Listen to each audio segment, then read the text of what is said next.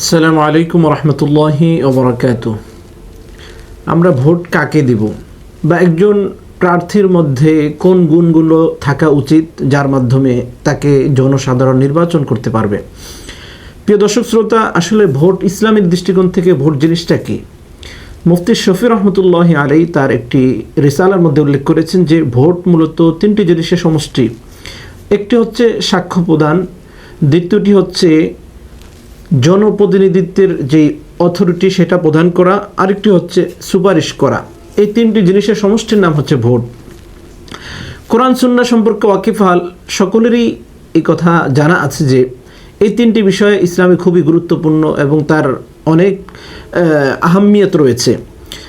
প্রথম কথা হচ্ছে যে সাক্ষ্য প্রদান। আসলে ভোটের মধ্যে মৌলিকভাবে এই জিনিসটা পাওয়া যায় যে এখানে সাক্ষ্য প্রদান করা হচ্ছে।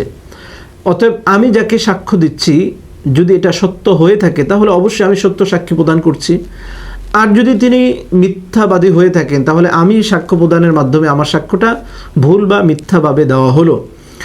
আর দ্বিতীয় যে বিষয়টা সেটি হচ্ছে যে আমি সুপারিশ করছি। কোরআনুল কারীমে আল্লাহ সুবহানাহু ওয়া তাআলা বলছেন, মান ইয়াশফা শাফাআতান হাসানাতান ইয়াকুল লাহু নাসীবুম মিনহা।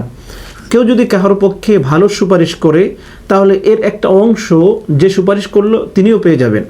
আর ওমান ইয়াশফা শাফাআতান সাইয়্যাতান ইয়াকুল লাহু কিফলুম মিনহা। আর যদি আমি অন্যায়ের সুপারিশ করি, খারাপ কাজের সুপারিশ করি, তাহলে এর মন্দের একটা দিক, এর একটা অংশ আমার জিম্মাদারিতে বা আমার কাঁধেও কিন্তু চলে আসবে। প্রিয় দর্শক শ্রোতা, আমরা আমাদের নেতা নির্বাচন করার ক্ষেত্রে আমাদের এই গুণগুলো খুবই লক্ষ্য করতে হবে যে তার মধ্যে কোরআন হাদিস বর্ণিত এমন কিছু গুণ আছে কিনা যেটার কারণে তিনি ভোট পাওয়ার যোগ্য। প্রথম কথা হচ্ছে আল্লাহ এবং পরকাল মুখিতা তার মধ্যে আছে কিনা।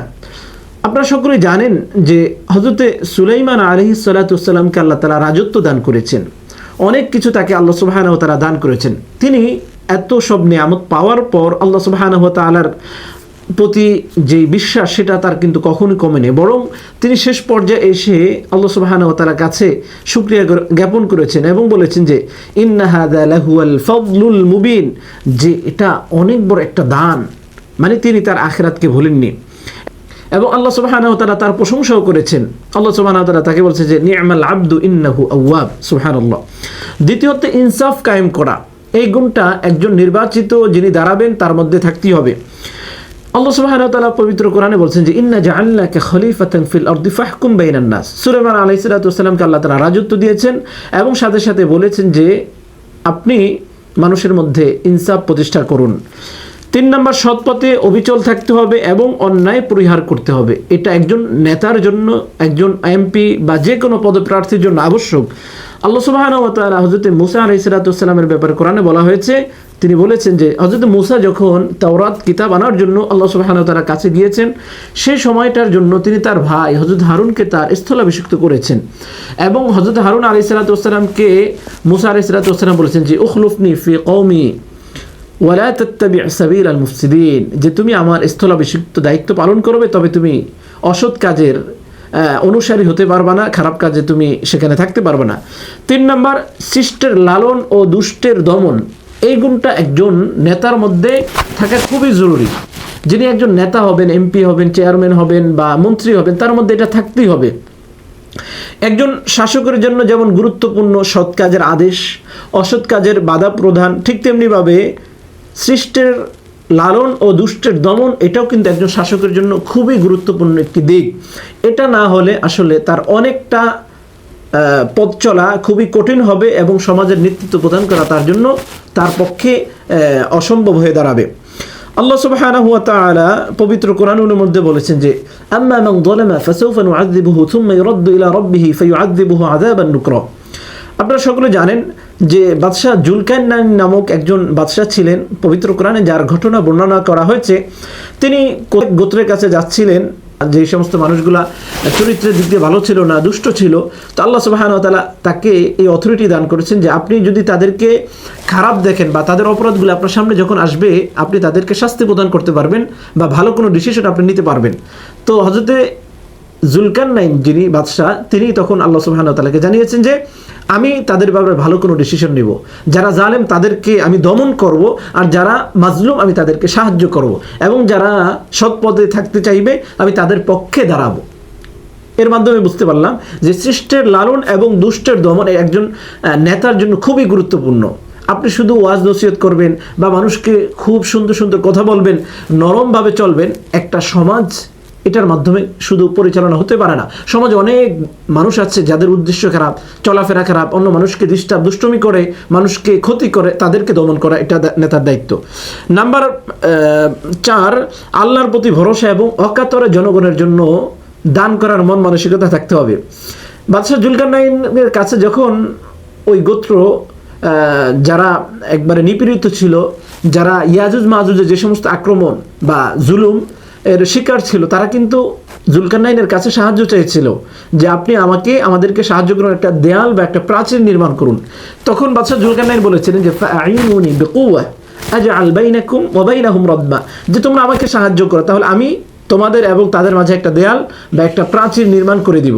এখান থেকে পাইলাম যে জনগণের জন্য আমাদের অকাতরে যারা নেতা নির্বাচন হবেন তাদের পক্ষে বকিল হওয়ার কোনো সুযোগ নেই, কারণ তারা জনগণের জন্য নেতা, জনগণের জন্য অকাতরে তারা দান করতে হবে। নাম্বার 6, কাজের যোগ্য হওয়া, এক্সপার্ট হওয়া। উনি এই কাজের যোগ্য কিনা, অর্থাৎ উনি এটাকে বুঝেন কিনা, শাসন কার্য ওনার পক্ষে সম্ভব কিনা। যে কাজের এক্সপার্ট আসলে তাকে সেই কাজের দায়িত্ব দেওয়া। আল্লাহ সুবহানাহু ওয়া তাআলা পবিত্র কোরআনে বলেছেন যে হযরত ইউসুফ আলাইহিস সালাম যখন দেখলেন যে মিশরের খাদ্যের যেই দায়িত্বটা, খাদ্য মন্ত্রণালয়, এই মন্ত্রণালয়ে যারা আছে তারা খুবই দুষ্কৃতী, তারা নিজেদের মন মতো করে এই মন্ত্রণালয় চালায়, তখন তিনি আল্লাহ সুবহানাহু ওয়া তাআলার কাছে আরজি পেশ করলেন যে হে আল্লাহ, আপনি আমাকে এই দায়িত্ব দেন, ইজআলনি আলা খাযাইনিল আরদ, এই খাদ্যের দায়িত্বটা আমাকে দান করেন, তাহলে আমি এটাকে সঠিকভাবে পরিচালনা করতে পারবো। নাম্বার 6, ঘুষ ও অন্যায় সুবিধা গ্রহণ থেকে একজন নেতা বা যারা নির্বাচিত হতে চান তারা এগুলো থেকে দূরে থাকতে হবে। আল্লাহ সুবহানাহু ওয়া তাআলা পবিত্র কোরআনে জানিয়েছেন যে ওয়া ইন্নী মুরসিলাতুন ইলাইহিম বিহাদিয়াতিন ফানাযিরাতুন বিমা ইয়ারজিউল মুরসালুন। হযরত সুলাইমান আলাইহিস সালাতু ওয়াস সালামের যুগে একজন অমুসলিম বিধর্মী রানী ছিল, যার নাম ইতিহাসে বিলকিস নামে বলা হয় থাকে। তো ওনার কাছে যখন এই দাওয়াত প্রেরণ করা হয়েছে, তখন উনি হযরত সুলাইমান আলাইহিস সালাতু ওয়াস সালামকে জানার চেষ্টা করেছেন, ট্রাই করার চেষ্টা করেছেন ও সত্য না মিথ্যে। তখন তিনি হাদিয়া প্রেরণ করতেছিলেন যে এটা ছিল ঘুষ। হযরত সুলাইমান আলাইহিস সালাতু ওয়াস সালাম তাদের এই ঘুষ পাওয়ার পর তিনি বললেন যে আতুমিদ্দুনানি বিমাল ফামা আতানি আল্লাহু খায়রুম মিম্মা আতাকুম, আল্লাহ আমাকে যা দান করেছেন সেটার তুলনায় তোমাদের এটা কিছুই না আমার কাছে। আল্লাহ আমাকে যেটা দান করেছে সেটা বেস্ট, অনেক সুন্দর, এর বাইরে আমি তোমাদের থেকে অতিরিক্ত কোনো ঘুষ বা ইত্যাদি নিতে চাই না। অতএব নেতার জন্য যে কোনো ধরনের অন্যায় সুবিধা ভোগ রাষ্ট্রের পক্ষ থেকে যেটা জনগণ পায় না, এগুলা পরিহার করা একজন নেতার অন্যতম দায়িত্ব।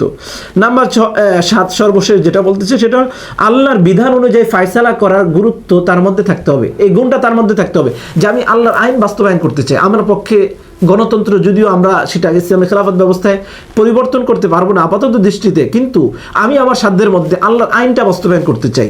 যেখানে সম্ভব, যেখানে সুযোগ স্কোপ মিলবে, সেখানে আমি ওই বিধানটা বাস্তবায়ন করব। আল্লাহ সুবহানাহু ওয়া তাআলা বলেন ওয়া আনজালনা ইলাইকাল কিতাবা বিল হাক্কি মুসাদ্দিকাল লিমা বাইনা ইয়াদাইহি ওয়া মুহাইমিনান আলাইহি ফাহকুম বাইনাহুম বিমা আনজালাল্লাহ, যে আপনি আপনার রবের দেওয়া যেই বিধান আছে সেই বিধান অনুযায়ী আপনি আপনার শাসন কার্য পরিচালনা করুন।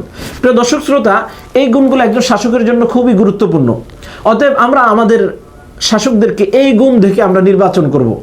এর বাহিরে সাময়িক সময়ের জন্য মুখের কোনো সুন্দর সুন্দর মিষ্টি কথা, এই জাতীয় কোনো কাজ বা নির্বাচন উপলক্ষে কোনো বিশেষ কাজ দেখানো, এটার মাধ্যমে যেন আমরা কোনো শাসককে নির্বাচন না করি, তাহলে আমরা আমাদের শাসক নির্বাচন করার ক্ষেত্রে ভুল পথে হাঁটব। এবং এক্ষেত্রে যতগুলো কারণ বললাম, এর মধ্যে কিন্তু বোঝা যায় যে যারা শরীয়তের জ্ঞান যাদের মধ্যে আছে তারা কিন্তু ভোট পাওয়ার বেশি যোগ্য।